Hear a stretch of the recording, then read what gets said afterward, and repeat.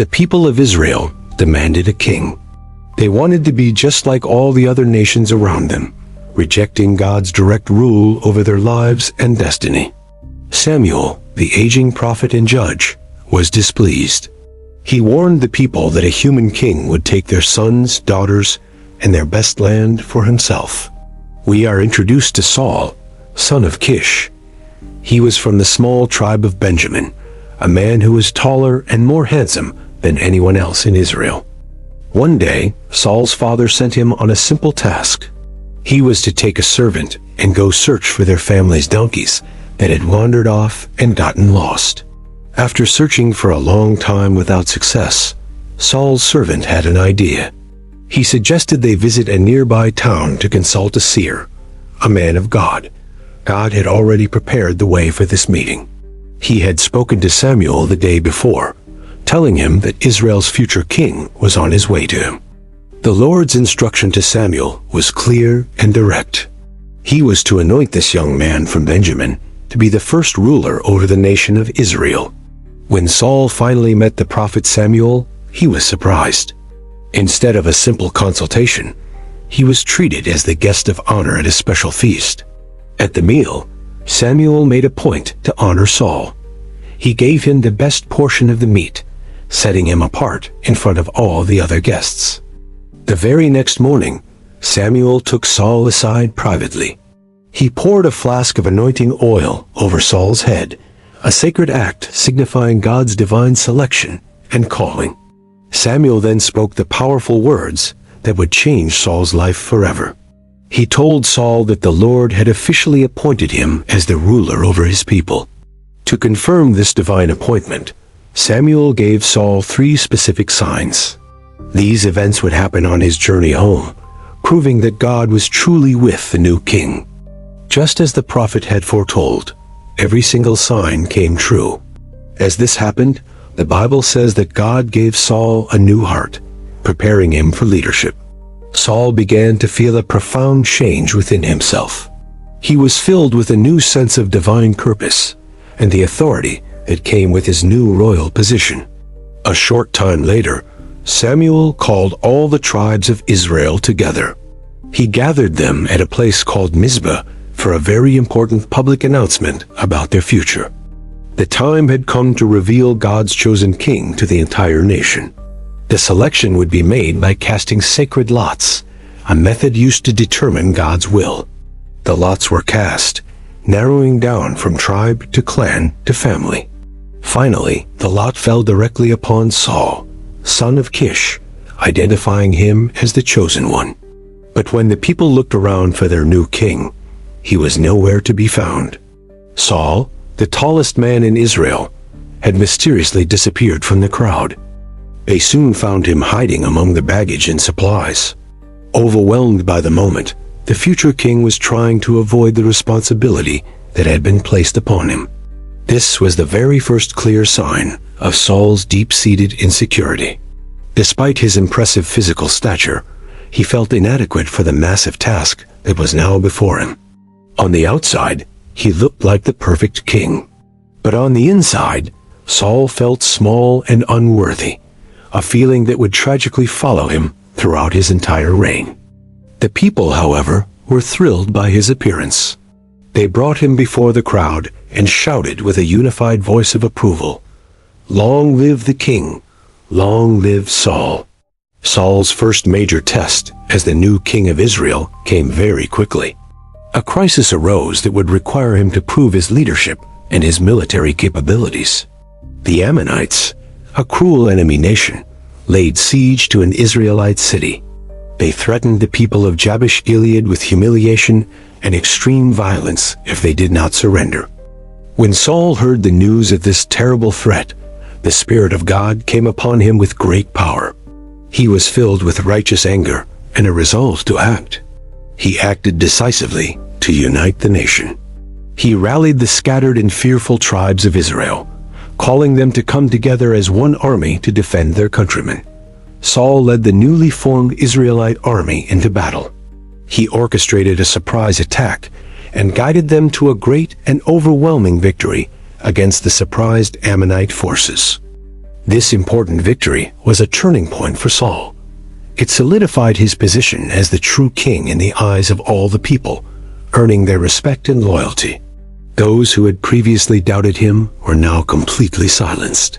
They saw that God was with Saul, and they fully accepted his authority as their new king and leader. For a while, things went very well for King Saul.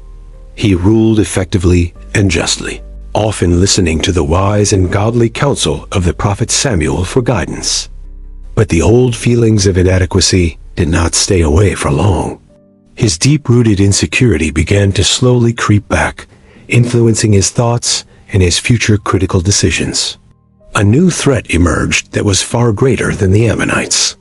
The Philistines, Israel's sworn enemies, gathered a massive and intimidating army to attack the nation of Israel. The Israelite soldiers looked at the size of the Philistine army and were terrified. They began to desert Saul's camp in large numbers, hiding in caves and pits. Saul was in a difficult position at Gilgal. He was supposed to wait 7 days for Samuel to arrive and offer a sacrifice to God before the battle began. But Samuel was late, and Saul's anxiety grew with every passing moment. He watched his army shrink as more and more soldiers lost their nerve and ran away. Fearing that he would be left with no army at all, Saul panicked. His fear overwhelmed his judgment, and he made a rash decision that would have dire consequences. He directly disobeyed the command God had given him through the prophet. He decided he could not wait for Samuel any longer, and chose to take matters into his own hands. Saul performed the burnt offering himself. This was a sacred duty that was reserved only for the priest, and it was a clear violation of God's established holy law. Just as he finished making the unlawful sacrifice, Samuel finally arrived. He saw immediately what Saul had done and knew the gravity of the king's disobedient and foolish act. Samuel confronted the king with sharp and painful words. "You have done a foolish thing," he said, rebuking Saul for his lack of faith and his blatant disobedience. The prophet then delivered a devastating prophecy to the king. He told Saul that because of this act, his kingdom and his dynasty would not last for long.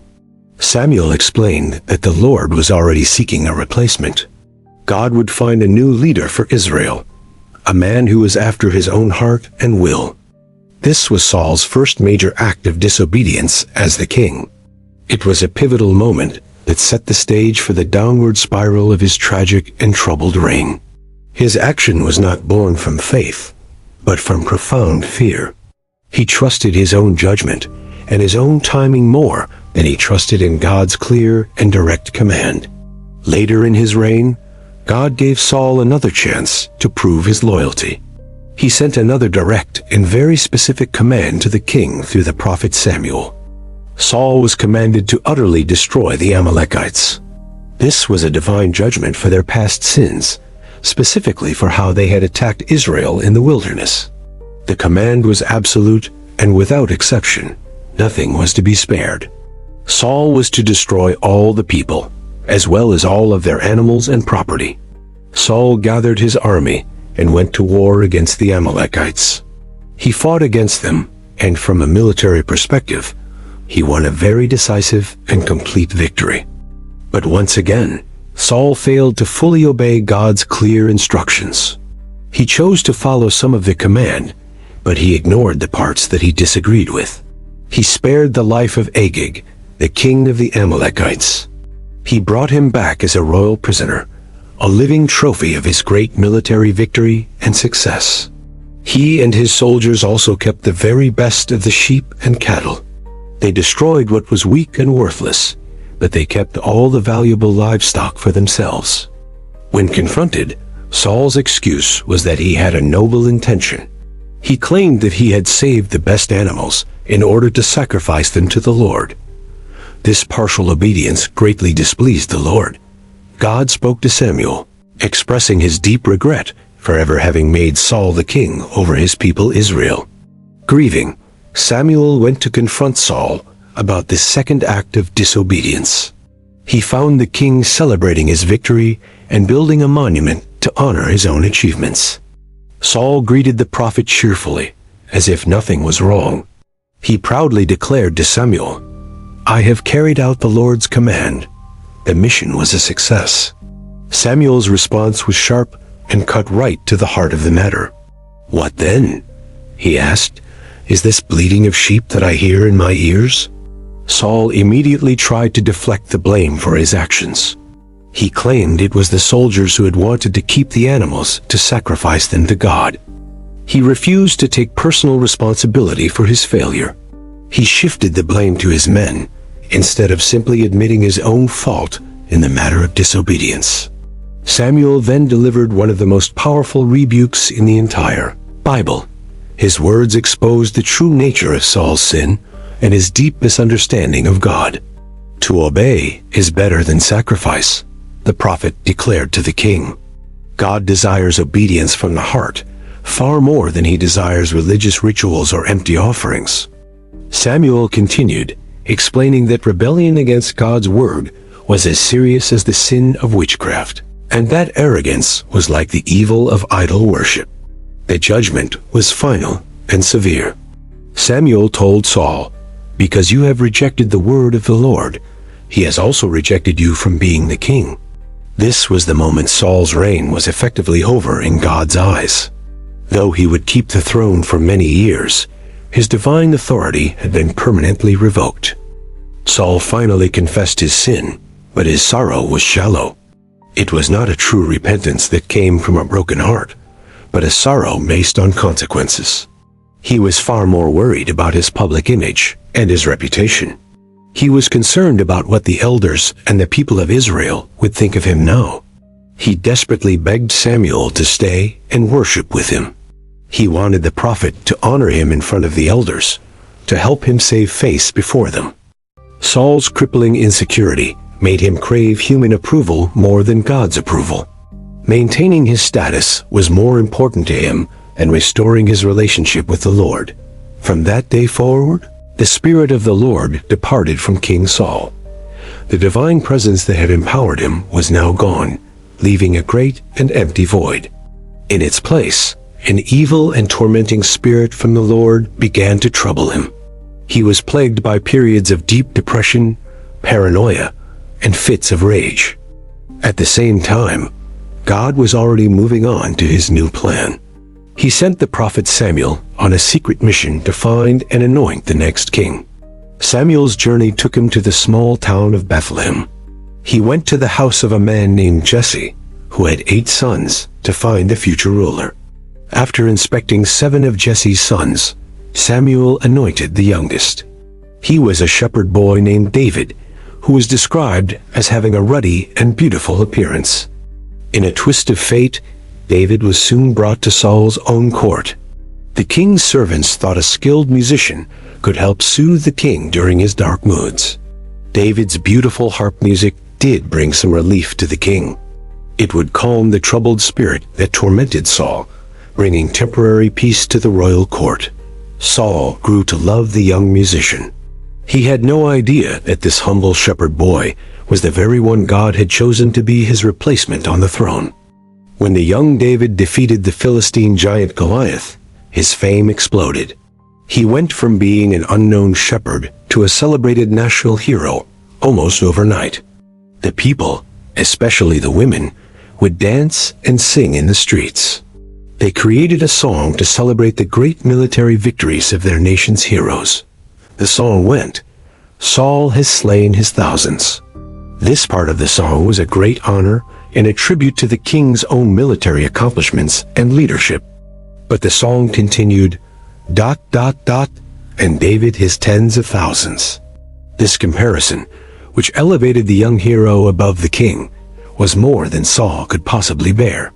This popular song ignited a raging fire of jealousy deep within Saul's soul. His profound insecurity could not handle the success and popularity of his young subordinate. From that day forward, Saul's perspective on David completely changed. He no longer saw a loyal servant, but a dangerous rival who was a threat to his throne. The king became completely consumed by his dark emotions. He was driven by paranoia, constant suspicion, and a deep, murderous hatred for the young man he once loved. On 2 separate occasions, while David was playing the harp for him, Saul tried to kill him.